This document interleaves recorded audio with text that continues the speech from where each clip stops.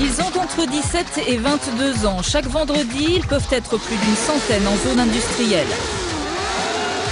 Ils sont fans de stunt, des acrobaties en 2 roues et de run, des courses en 1 contre 1 sur courte distance.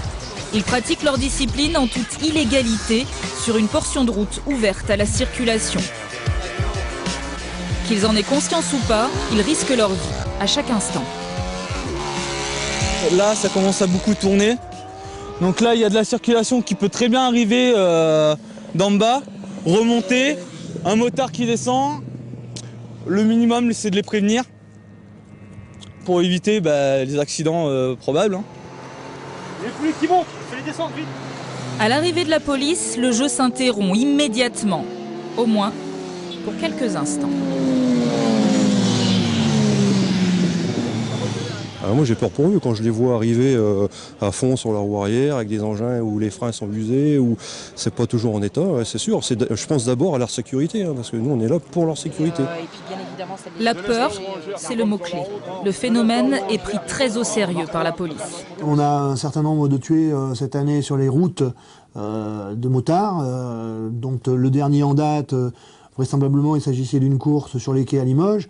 Donc on essaye de limiter un peu et de faire prendre conscience aux gens de la dangerosité de la vitesse. Venez, approchez-vous. Mais les runs continuent.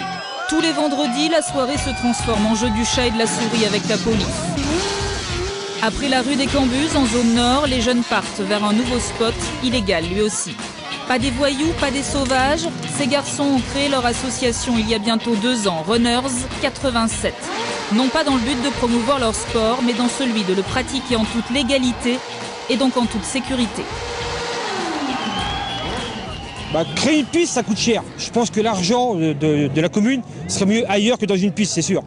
Mais bloquer une route comme celle-là, ça serait pas mal. On peut faire des déviations assez facilement. On peut barrer la route. Ça nous suffirait.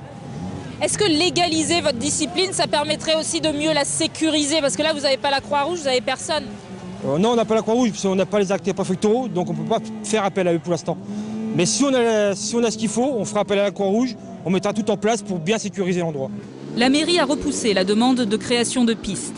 Pour l'instant, la préfecture ne souhaite pas prendre d'arrêté pour bloquer une portion de route quelques heures par semaine. Loin d'être considérés comme des parias, les jeunes runners sont soutenus par la Fédération des motards en colère. Ce que j'ai envie, c'est qu'on les écoute et qu'enfin on leur donne la possibilité de pratiquer leur passion en toute sécurité avec des instruments, des moyens corrects, c'est-à-dire une piste ou un endroit ou un délaissé de route où ils ne vont pas risquer leur vie et celle des autres usagers. Le phénomène existe depuis que la moto existe. Plusieurs grandes villes ont déjà réglé le problème. En 1979 était inauguré à Tremblay en France le premier circuit officialisant la discipline. Il est baptisé circuit Carole. Carole était comme une jeune runneuse qui militait afin d'obtenir une piste fermée.